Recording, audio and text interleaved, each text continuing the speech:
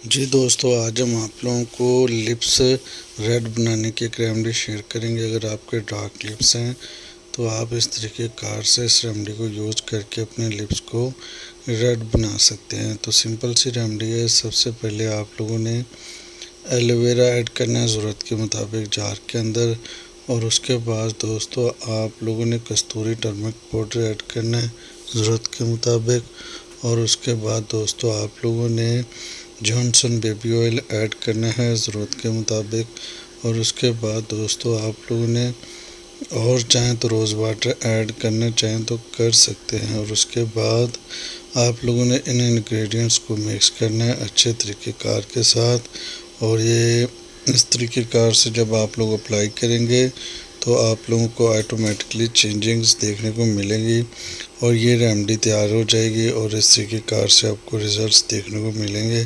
आप लोग अप्लाई करें, इंशाल्लाह आप लोगों को अच्छे से अच्छे रिज़ल्ट्स देखने को मिलेंगे।